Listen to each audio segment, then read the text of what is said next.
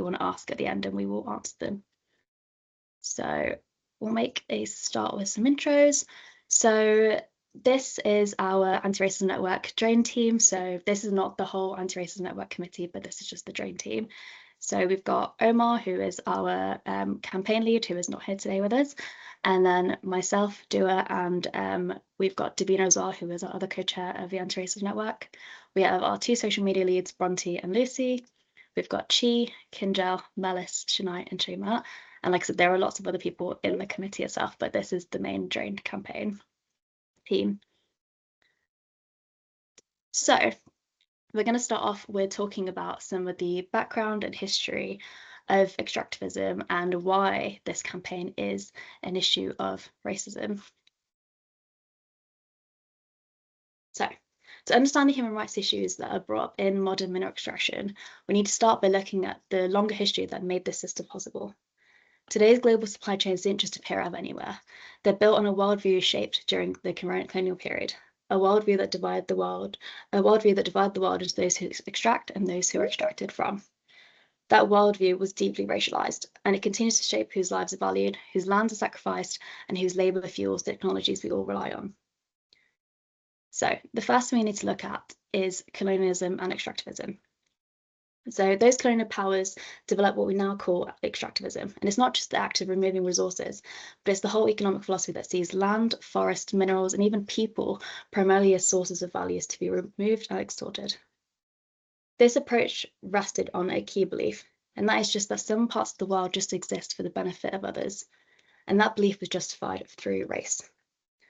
Colonized territories were framed as being empty, raw, underused, and despite rich societies and ecosystems that were actually already present. The idea was that European intervention brought development, even when it meant destruction, displacement, and exploitation on a massive, massive scale. So, to make extraction seem more morally acceptable, colonial systems developed racial hierarchies that placed Europeans at the top and indigenous Black and brown people at the bottom. These people were seen as being less rational or less advanced. Their lives also viewed as being of less worth, and another ideology was that hard labor was natural to these people. These views continue to influence the world we live in today, and suffering of the indigenous Black and brown people is seen as a fortunate but acceptable side effect of progress in this world. In terms of how extractivism has changed the way that the land of people are understood, we can see that land is no longer seen as a home. It's seen as a mine, a concession, a plantation. Forests were no longer seen as living ecosystems. They're seen as timber. Rivers were not just seen as lifelines. They were seen as hydropower potential. And people were not seen as full human beings. They were seen as labor inputs.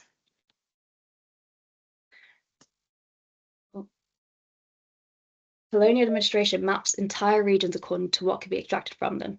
And crucially, this mapping was racialized. It happened overwhelmingly in places where the population had already been deemed inferior. This is the foundation of modern global commodity chains, a system that treats certain lands as disposable and certain populations as expendable. Even after independence movements, the global economic order largely stayed the same. Political control changed, but the flow of wealth did not. Today, this is sometimes called neocolonialism. This is where corporations, financial institutions, and powerful states exercise similar influence to that once held by colonial empires. What remains unchanged is the disproportionate burden placed on racialized communities. And those are things such as environmental destruction, lower unpaid labor, hazardous working conditions, violence or displacement, and lack of political power to challenge extraction. Meanwhile, the benefits, aka the profits, the technology, the economic growth, are concentrated elsewhere. One of the clearest legacies of colonial extractivism is what environmental justice scholars call sacrifice zones. These are areas where pollution, danger, and exploitation are tolerated because the people who live there are not seen as fully worthy of protection. Today, those sacrifice zones overwhelmingly map onto racialized communities. The assumption, often unspoken, is that some communities can be harmed for the greater good, whether the good is economic development, technological progress, or the energy transition. The underlying logic is the same. This logic is not new. It is colonialism modernized. So, why does this matter today? When we look at the minerals that go into our electronics, our batteries, and renewable energy technologies, we're often told a story about innovation, green transitions, and global progress. But behind the glossy marketing is a supply chain that's still shaped by old logic, that some lives remain undervalued, some lands remain expendable, and some harm remains invisible, at least to those who benefit. Understanding the colonial and racialized roots of extractivism helps us see that the abuses that we confront today are not isolated incidents. They are part of a system designed from the beginning to benefit some at the cost of others. So, as we turn now to look specifically at the context of the DRC and the role of modern tech companies, keep this historical backdrop in mind. The conditions we see today are not accidental. They are the contribution of a much older story, one in which extraction, racism, and global inequality have been tightly intertwined for centuries. So, I am going to pass you on to Bronte, who's going to go through minerals and model extractivism in the DRC. Thank you so much, Stu. I hope everyone can hear me okay. I will say we've got horrendous weather in Manchester at the moment. My window is making the most horrific noises rattling, so if you hear any strange noises in the background, I do apologise. Okay, so for the next 15-20 minutes or so, I'm just going to take you through some of the key questions you might have about our campaign, why you've chosen to focus on the areas that we have. I'm going to kind of cover 4 key areas in this short section of our discussion. If you could roll the slides forward, Dua. Thank you. So we're going to look at, sorry, back again, one for me. Thank you. So we're going to look at a brief overview of mineral extraction in the Democratic Republic of the Congo, which I'm probably going to refer to as the DRC most of the time. How minerals from the region end up in our phones, laptops, and other electronics. Why companies have an important responsibility in addressing the impacts of extraction, and what we hope to achieve in the DRAIN campaign through our campaigning efforts. Next slide, please. Thank you very much. Okay, I think it's important to say before we dig into these as well that I want to highlight that mineral extraction affects a huge amount of people in various different countries around the world. Burma or Myanmar is a really massive example. It contains the largest operating tin mine in the world. The reason we're talking about the DRC specifically today and in our campaign is because its mining practices involve minerals that almost all of us use and rely on in our daily lives, a lot of the time without even being aware of it. So even though extractivism is a huge global issue, and there are so many of the countries that we could talk about, tonight we are going to focus specifically on the DRC and the use of conflict minerals in personal tech and appliances. So the DRC is one of the most resource-rich countries in the world. It's got massive reserves of cobalt, copper, coltan, which also produces tantalum, tin, tungsten, and gold. The Congo region itself has a very long history of being exploited for these minerals since at least the 19th century, if not before. During this time, the nation comes under Belgian colonial rule, and we see the second largest city, Lubumbashi, was originally founded as Elizabethville. And it was specifically built for the purposes of extracting regional copper, creating a community of miners to extract it, and selling that copper in then global markets. Next slide, please, Dua. Thank you. This is just a very short quotation from a really excellent, really recent paper on this topic by Brandon Finn, Patrick Cobbiner. I'll read this to you in full. During this time, the entire country stood under the private ownership of King Leopold II, with these companies given the right to extract minerals and rubber from the Free State through taxes imposed on local people. The sole control of all the colony's land was the initial and primary tool used to shape the ensuing extraction, labour, and spatial transformations. And what we see then is that these practices continued into the 20th century and created a pattern that has been repeated over and over again since the nation became independent in 1960. The political instability and the corruption created by colonial rule has resulted in a lot of clashes between armed militias throughout the country. Many of these groups finance their activities through the control of mining areas and trade routes. As a result, we see huge amounts of economic hardship and physical violence, and of course, uneven distribution of resources. This damage is borne almost exclusively by local people, particularly women and children.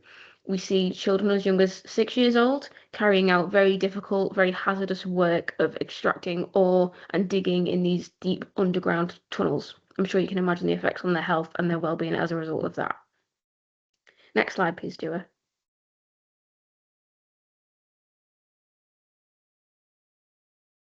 Thank you.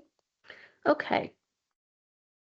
So the key minerals that come out of the DRC that are used in modern electronics are cobalt, which is used in lithium-ion batteries, which we'll discuss in some more detail. Tantalum, which is used in capacitors that regulate electricity. Tin is used as solder in creating circuit boards, and tungsten is the metal that allows your phone to vibrate.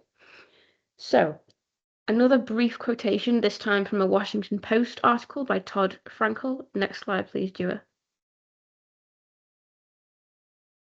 So, smartphones would not fit in pockets without them. Laptops would not fit on laps.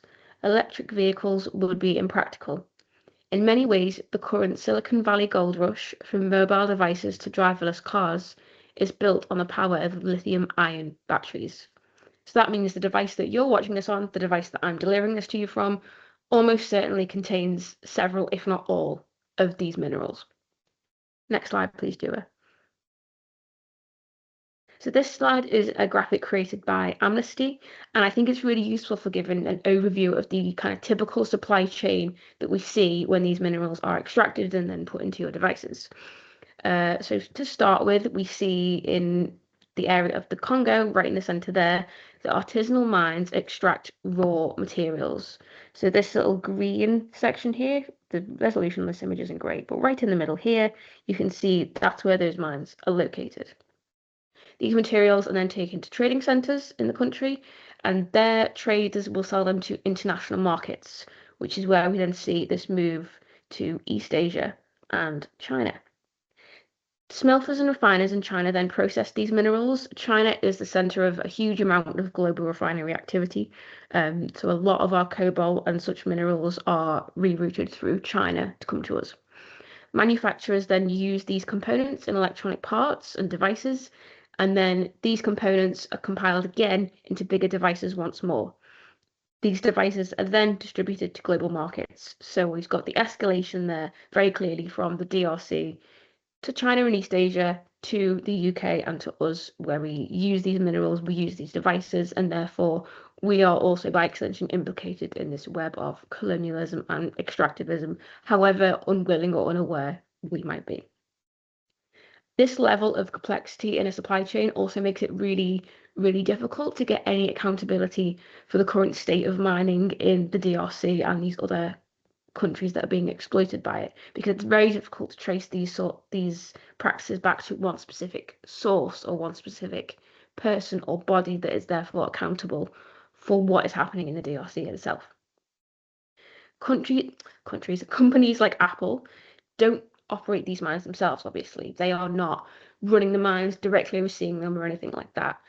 But they are some of the largest buyers of these electronic components in the world, which means they have a huge amount of influence over the traders and the suppliers, the people on the ground, and they also represent a huge amount of global demand for these minerals in the first place. This issue kind of comes to prominence looking at journalism from 2010, thereabouts. Due to pressure from campaigners at this time, Apple announced they were taking steps to ensure conflict minerals weren't a part of their supply chain. They stipulated the following, which is quoted from a 2014 Guardian article. Conflict-free smelters must demonstrate that the materials they use don't come from sources whose existence, finances, or otherwise benefits armed groups associated with human rights violations. However, in recent years, advocacy groups such as Amnesty and ourselves have been bringing attention to Apple's lack of transparency regarding the nature of the supply chain. It's quite a complex legal claim to make, but the essence of it is that the central allegation that conflict minerals produced under these exploitative conditions are funneled through to the DRC's neighbouring country of Rwanda, which is also embroiled in its own conflict, which also involves a lot of similar armed militias and these same types of organisations. These minerals are then used in components which are bought by Apple. And because they still come from the DRC and because they are still embroiled in this web of trafficking and violence and aggression, this still has the same knock-on effect as it would if the materials are sourced directly from the DRC.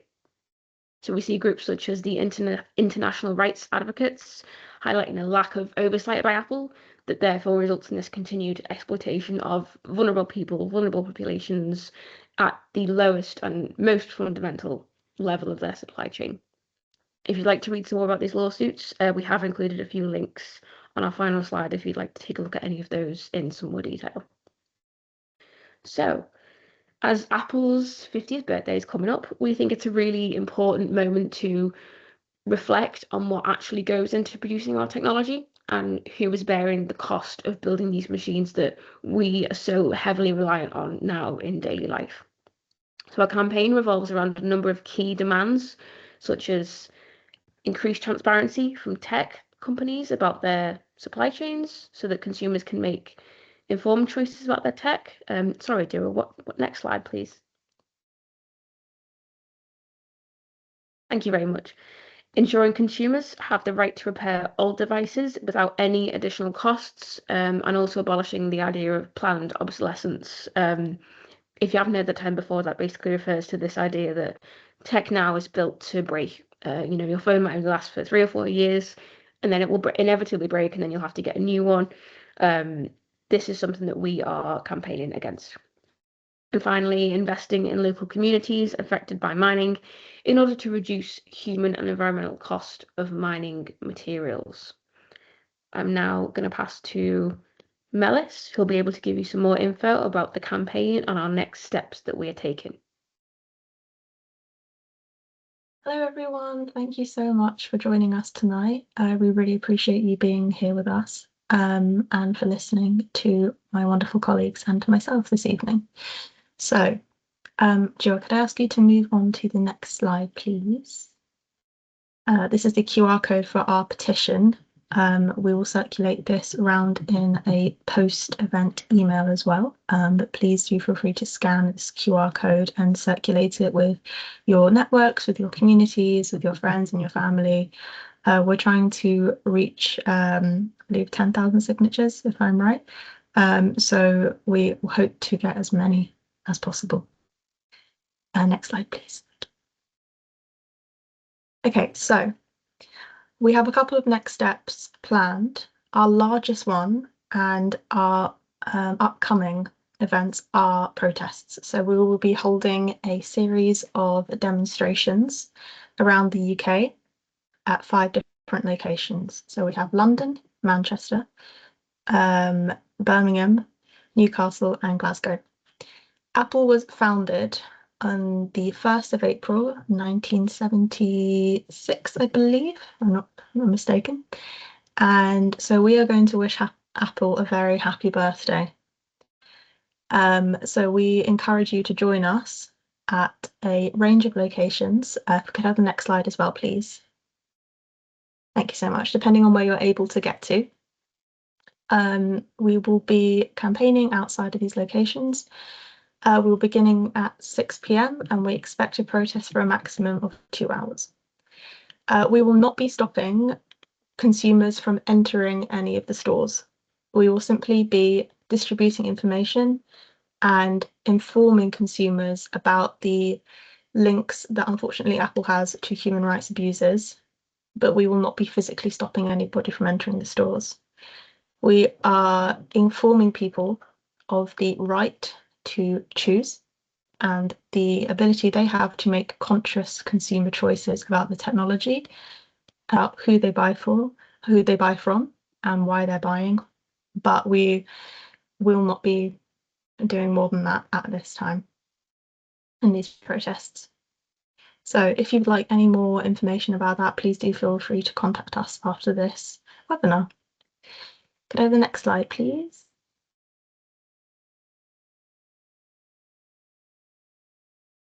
Okay, thank you. So I'm going to be covering speaking to people in your communities, people in your networks about our campaign. So we're going to frame this through the idea of something called a story of self.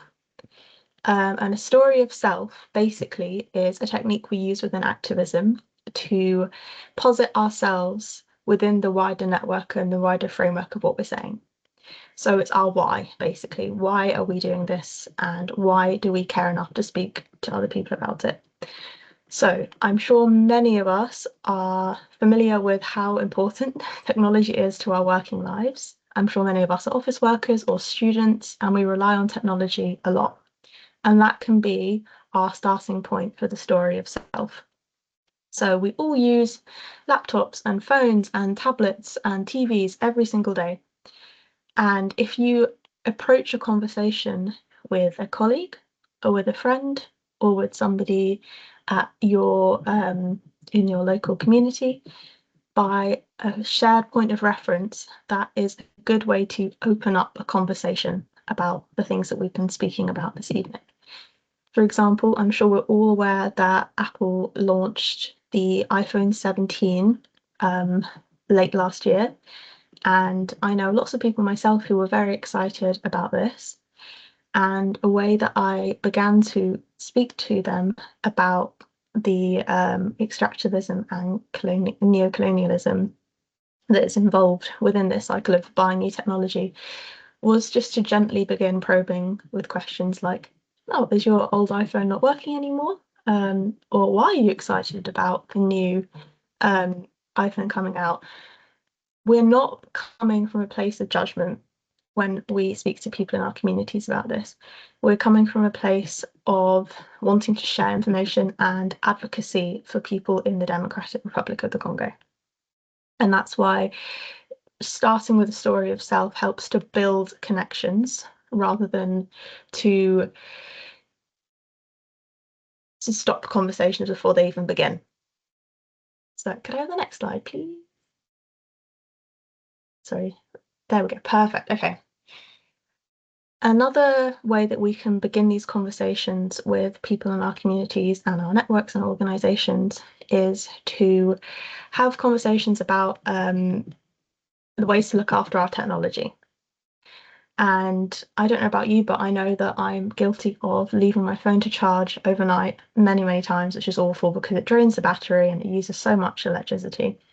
And so if we begin to think about ways that we can better look after our technology, such as charging our devices during the day and turning them off as soon as they hit 100%, keeping our battery within the optimal 20 to 80%, and by deleting large files and obsolete emails, we can free up space in our devices and we can maintain the battery life for as long as possible. So we reduce the need for buying new batteries, which will have the minerals which Bronte discussed in previous slides. I think, next slide, please. Okay, so as well as all of that, we've got our three major steps. So of course, we've got our petition, which we're hoping to circulate as widely as possible to continue getting as many names signed on that. If you are somebody who is part of an organisation who's joined us tonight and you know that you're going to have a position on a stall later on this year, if you're going to any sort of student fairs or any sort of county fairs or any sort of protests, this is a really good opportunity to begin talking about what we've discussed this evening and specifically our campaign as well. And so taking the petition to those spaces would be very useful. And networking is one of our biggest tools as allies. It's one of our biggest tools as activists. Finding like-minded people is a lot easier than you might think once you start opening up those conversations. And it might be just one person that you find who you can begin to talk about this with. It might be a whole group of people. It doesn't matter. Beginning to find those people is an incredibly powerful thing. And then the more people you find, the easier it becomes to apply pressure to organizations such as Apple to make transparent their supply lines. Can I have the next slide, please? Thank you. So I did just want to wrap up this section, which is nice and short, just by talking about the fact that we as consumers have a lot more power than we think.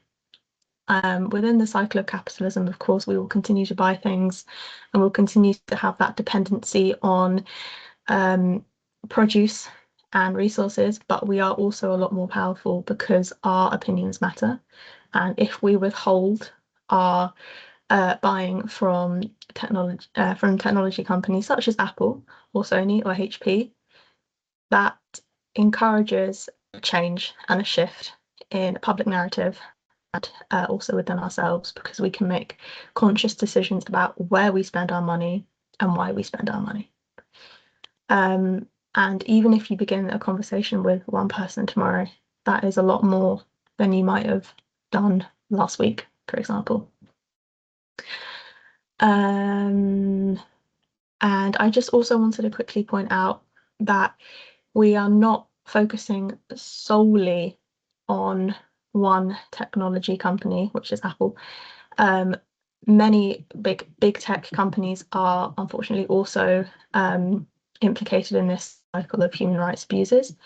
But beginning with one organization allows us to target our energy and our skills and our resources. And then once we've been able to do that, we can expand to other organizations as well. So thank you very much for listening. I think we are ready to move on to the Q&A section. Could I have the next slide as well, please? Just before I open the Q&A section, I'd like to just take a minute to remind everybody of our ground rules. We're all coming to this space with different backgrounds, different experiences, different understandings. So I would like to gently remind everyone to approach this with grace and to have an open mind to everyone's questions.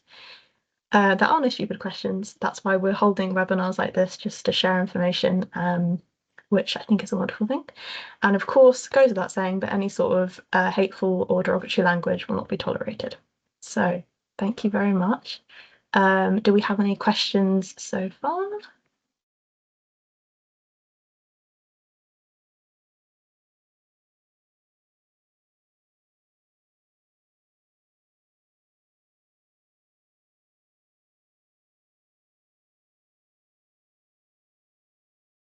It looks like Umberine has a question. I don't know whether we can. Oh, we can. We can allow you to go on mic. Let me just pop you on.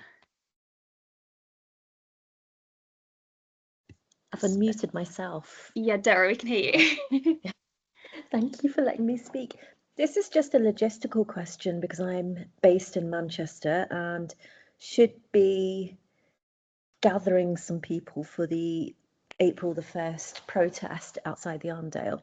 And it's just a logistical question about material and flyers and information. Will we be able to get some from AI UK? So in terms of material to hand out and placards or flyers, would that be provided? I'm happy to jump in to answer that one. Thank you so much for your question. Yes, there will be.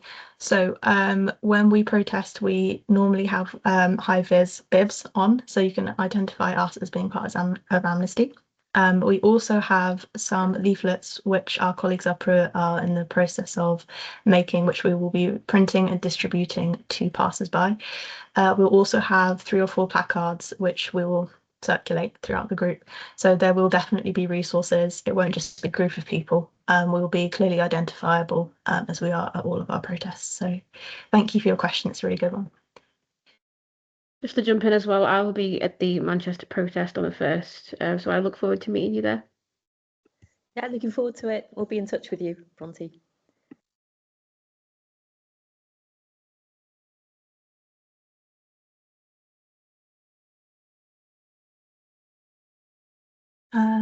Alan, If you'd like to ask your question, please go ahead. Hello there. Hi. It's not so much a question. It was just to say I thought that was a really great presentation. It was really, really clear. There was a lot that I've learned from that, and I thought it was really, really good reminder to kind of just think of the historical kind of context to this. I just thought it was really clear, very focused, and I'm really looking forward to taking part in the Birmingham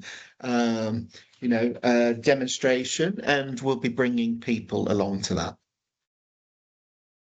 That's wonderful to hear. Thank you so much for that. We're very much looking forward to seeing you as well. Really appreciate your presence tonight as well. Thank you.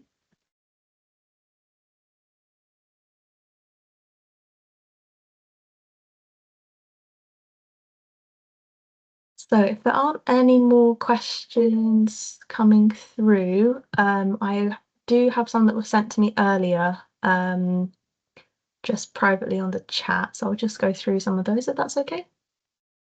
Cool. Okay. So one of our questions we've had is what sparked the Drained campaign and what progress have we made since launching? So of course, if anyone else wants to jump in and answer as well, please do.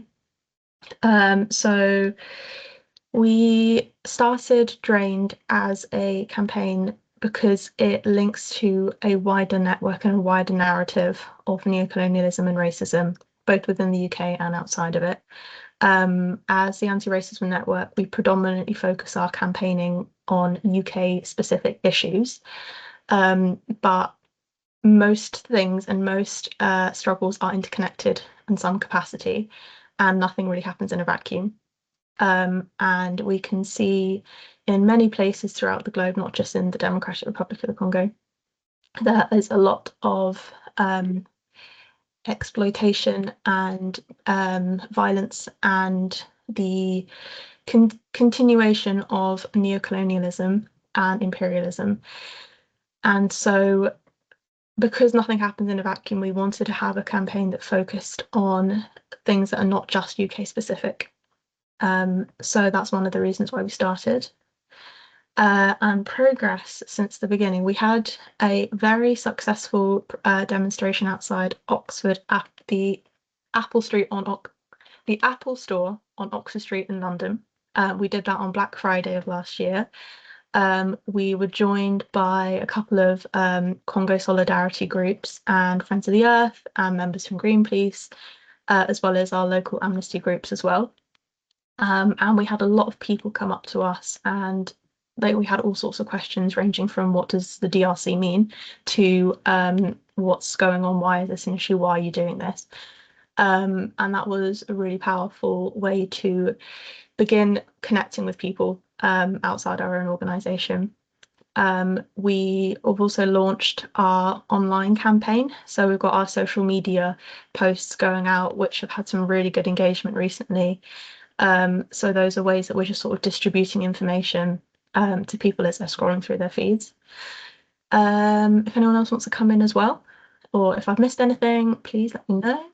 Yeah, I was just gonna say another thing that has been really great about the campaign is the fact that we can we want to be able to branch it out to look at other countries as well where extractivism is a big issue too. And like at the protest on Black Friday, we did have other groups such as like London for Sudan who came along as well, where extractivism is a really big issue as well. So it feels like a good chance for us to build solidarity with lots of different communities and to be able to keep building on the campaign. And yeah, feels like there's a long way to go, but yeah, really, really glad that we managed to start something like this. It was Omar, our campaign lead, his idea. He's brilliant. He can't be with us today, but it was something that he's clearly really, really passionate about, and it's been great to actually be able to work on something like this and be able to look at other countries has been really good as well. So if anyone is really keen to look at extractivism in another country, like let us know. We wanna work on it too. So get in touch.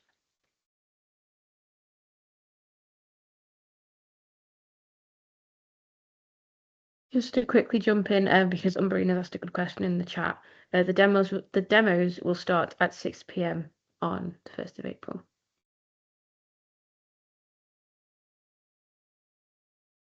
if you're keen to be put in touch with your so each of the demonstrations has like a lead from the team. So if you're keen to be put in touch with them, then let us know. Sorry, I've been emailing everyone so much, but if you get in touch with me, email me, then I can let you know who your lead is for your city.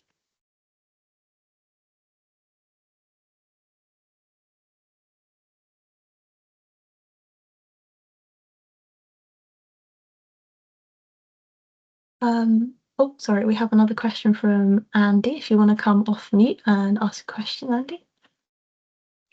Yeah, thank you very much. I don't actually have a question, but I sit on the section board with Dua, and I've been listening to this, and I've been so impressed.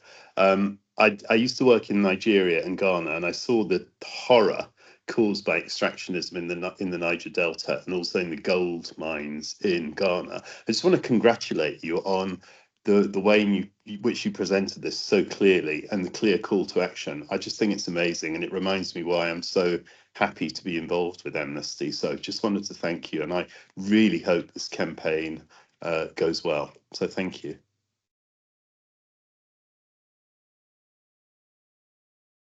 Thank you so much. That really does mean a lot to us. We really appreciate you being here as well tonight and showing your support. It really does mean a lot. So thank you. And we hope to achieve our aims. I'm glad that we have our set calls to action, and we will hopefully continue this campaign and increase its momentum as the year goes on.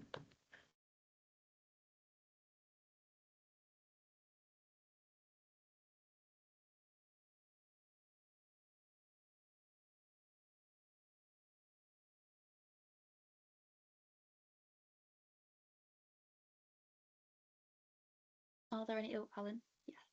I didn't know if there were any questions in the chat, but sorry, Alan, go ahead. So this one is a little bit of a fessing up kind of question. So it's just as well that I haven't got to hang my eyes in shame where you can't see my face.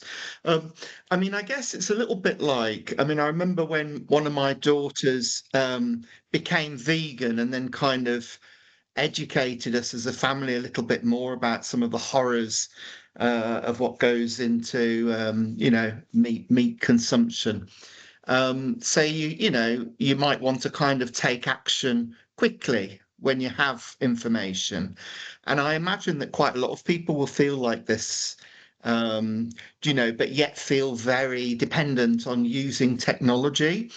Um, I'm a real sort of Luddite with anything to do with technology at the best of times. So if anybody was then turning around to me and saying, "Well, what can we do instead?"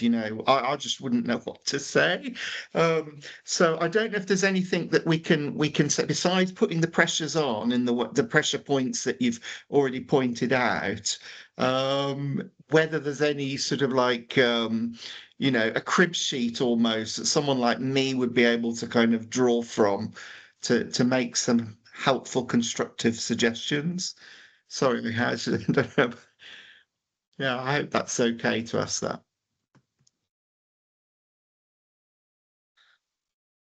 Do you want me to jump in and start? Yeah, I think it's absolutely a completely fair thing to say. We are so reliant on our phones and our laptops. I have 3 laptops, and I think that is ridiculous. I guess like one thing that so we're looking at creating like a top tips of things to do, and like Melissa's already mentioned a few in terms of like trying to sort of preserve your battery and things like that. One thing is also buying refurbished devices. There is a little bit of a caveat with that one because sometimes you might buy a refurbished device and think like, oh, you're doing a really great thing, but they might have replaced the battery in the device with a brand new battery. So like it's a bit of a tricky situation. But I think like in this day and age where we've become so reliant on technology, it's quite hard not to use like your laptops and phones. I think like trying to maintain your battery life, your technology's health, battery health, and like keep it for as long as possible is really important. Kind of not giving into that like, oh, there's a new iPhone every September, so we must buy the new iPhone. It's kind of been, it's a tricky campaign because I think we have realized that unless people see it as more of like an environmentalism issue, people don't really see it as a racism issue either. And like it's been quite hard to try to explain people why this is important. So hopefully we've given you some more like information during this webinar to explain it. But yeah, any other tips, Melis, Bronte, that you think would be helpful to share? I guess just to sorry, Melis, go ahead. No, go ahead. I guess just to jump off what you were saying, in terms of the refurbished phone thing, I also consider myself a bit of a Luddite. And last year I needed to buy a new phone, and I think it took me 2 months. I bought a refurbished phone. It didn't work due to a manufacturing issue. Currys wouldn't take it back. They wouldn't fix it because they weren't liable for it because it hadn't been fixed by them. Samsung wouldn't fix it, unless I paid them £1,000. That is because when phones are refurbished, chances are they are fixed back together with just glue. And so when they repair the battery, as needed to happen in my case, they have to scrape that glue off, which then damages the battery. So they have to get a new battery that you, as the consumer, are then for some reason liable for. So getting a refurbished phone is definitely not always like the solution to go for. But I think that's partly why, even in this particular case, awareness is really important. Awareness is kind of a low bar, I think, to hit in a lot of campaigns. But in this case, there really needs to be a huge amount of public pressure on these companies to abolish practices like that and to promote the right to repair, eliminate planned obsolescence, things like that, so that we can actually make changes to how we consume technology. And even though that seems like a really small step, even if we can just have better access to refurbished phones and we just produce less of them, that will be a huge step. So I think in itself, this campaign is sort of an exception, because the more people are aware of this, I really do think it will make a massive impact in terms of what we can actually get these companies to change and what we can get them to do about this issue. Yeah. Thank you. I just wanted to add on to that as well. I think it is difficult because we don't exist without technology, and I think when having these conversations with people, if somebody were to say to you, "Oh, but where's your phone from? Are you not part of this cycle as well?" We're not saying we're not. I think that's the thing. Unfortunately, all of us have been implicated in some way, and we're not going to deny that. And what is important is to use what we have and to try and reduce the need for more. So things like not charging your phone overnight, things like not cluttering up your phone with large files or lots and lots of emails or anything like that, and being more conscious about the technology we already have helps prolong the lifespan, and then that reduces the need to buy new ones quite so often. I'd also say in terms of like a crib sheet, I completely understand sometimes it can be hard to like pull information out of your head on the spot.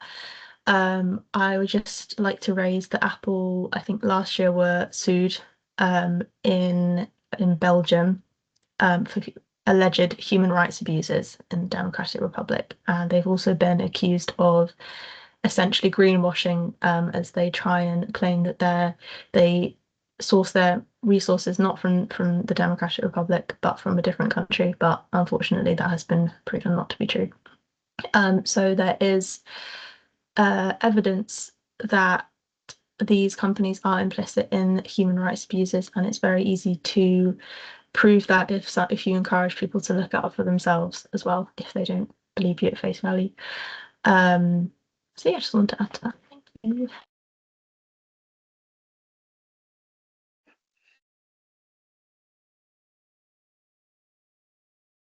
Thank you very much. Of course, we have Helen Horton who'd like to comment as well. Sorry, thank you. Oh, yes, I have been able to unmute. Sorry there. Hi, everyone. Yes, I'm Helen Horton. Quite a few of you will know me already because I'm actually the chair of the section board. And so obviously I know Dua, work with Dua and Andy, and I think there's at least one other section board member also on this call. So mine actually is really just a couple of comments rather than a question. My first comment is, thank you so much for your presentation this evening. That was excellent, really informative. And yeah, thank you very much for that. and for your campaign. Excellent campaign. So yeah, very, very much, supportive, and wish you well with the campaign. So as I say, give you that support. So that was my sort of first comment. Well done and thank you. My second comment was a slightly more personal one, because I have a connection with the DRC myself, in as much as, with a different hat on, I'm actually part of, I'm a trustee on a charity that is very much around supporting. It is more humanitarian work, but in the east of the country. So the projects we're involved in aren't directly related, but obviously there is interrelation because of the areas of the country. And the work we're doing is in the east of the country, which has seen a huge amount of conflict and still ongoing conflict, very, very fragile political situation at the moment. So I sort of feel very, very close to, again, to some of the work that's going on in the DRC at the moment. And my final comment is actually about the technology itself. One of the things that, again, personally gets me is this whole thing around, built-in obsolescence. And I sort of self-confess I'm the dinosaur that hangs on to my phone for as long as I possibly can, until the point where it completely lets me down because I haven't updated. But I don't want to be drawn into that, always having to replace it. But one takeaway I'll definitely take, sorry, I'm rambling, I'll stop talking in just a moment. One takeaway I'm going to take away from this tonight is I'm going to stop charging my phone overnight. So thank you.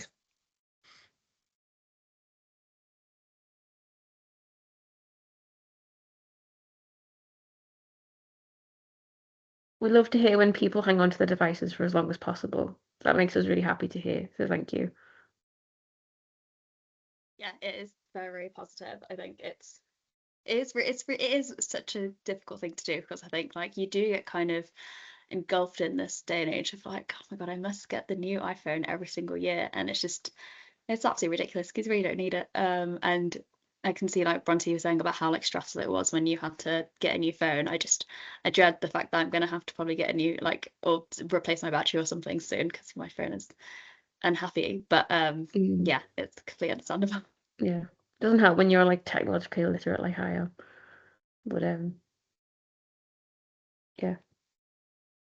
And there is a question in the chat from Richard Wild, which is asking more about the inherently racist nature of capitalism operating here and the post-colonial threats in the green transition.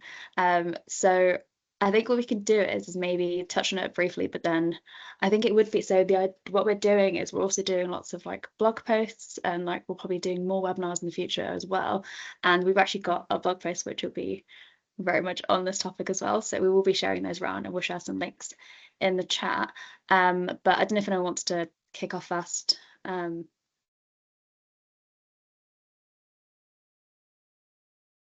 I can go first. I mean, sorry, Dua, go on. No, go for it. Maybe I'm going to be a little bit biased here, and I'm kind of coming at this from like a very academic perspective. I'm doing my PhD at the moment on capitalism in contemporary literature and colonialism, and I'm very much coming from what we call like a world systems theory approach, which suggests that capitalism is a system in which the whole world is built, and all of our patterns of consumption and trade essentially are inherited from the slave trade and from colonial practices. And so I think when you kind of look at the way these minerals operate, what's really interesting is that a lot of it hasn't really changed. We talked before about Belgian Congo and how a lot of these mines were set up in that time period, and a lot of these practices have actually just kind of stayed the same, and they've maybe adapted here and there.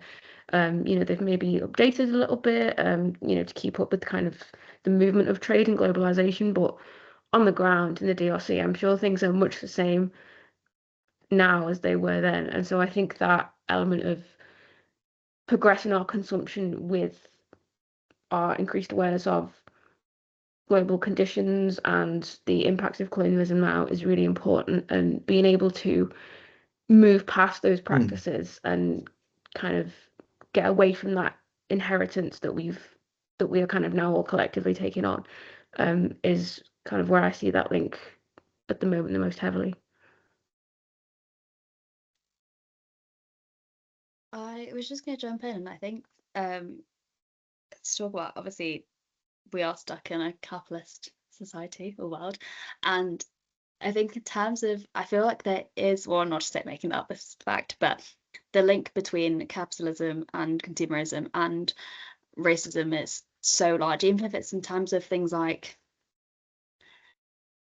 we know in terms of distribution of wealth, it may be a case of more people of color are less wealthy than others. And in terms of buying things that are quality materials, so it might be a case of maybe less people of color are buying things like iPhones, let's say, but buying phones which maybe die a little bit earlier on, and then you're kind of stuck in this loop of having to keep buying a new phone. And it does feel as though like capitalism does really feed on that. So it's not just a case of just feeding on also people of color, but also feeding on like people from lower economic backgrounds and things. So it feels as though trying to shift away from this kind of pattern of buying new phones and whatnot is obviously going to take a long time, and that's okay. Change does take a long time, but with doing campaigns like this, we don't want to place the onus on people from those backgrounds to have to make those changes first. I think sometimes it does feel like that is the case, where it's people who are people affected by this indirectly might feel like they are the ones who have to make those changes first, but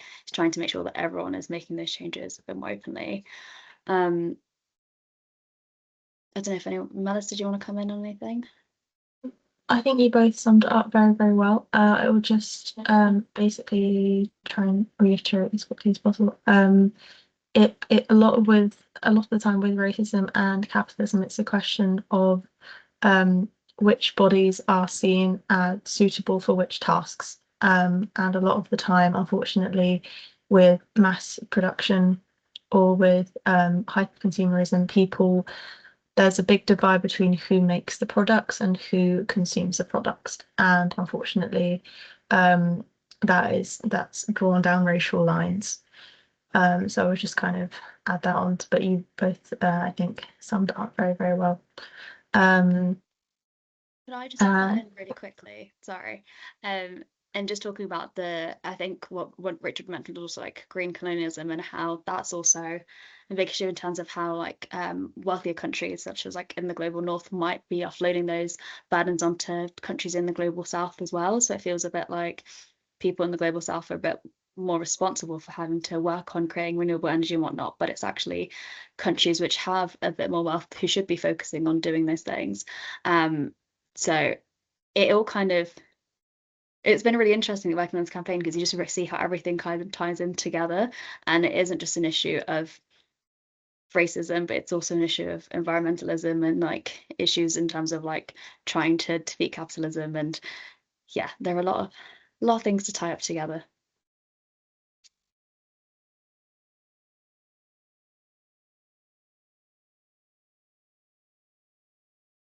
Okay, thank you so much, everybody.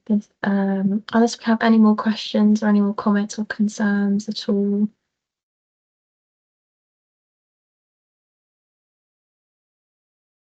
No?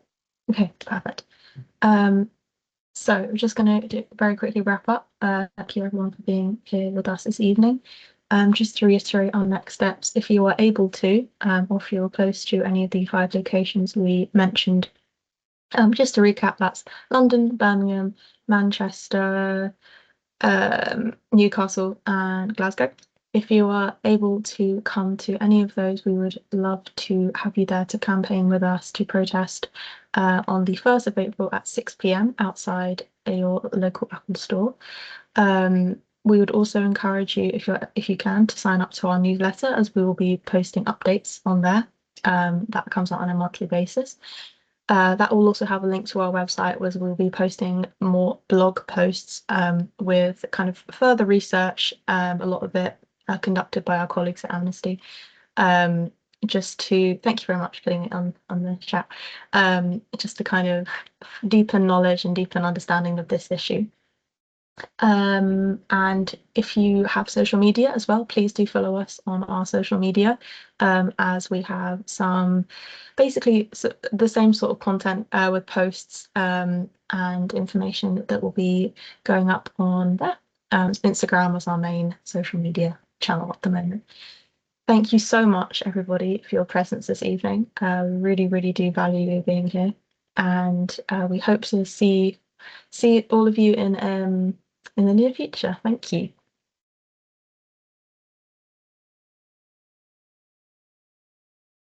Thanks, everyone.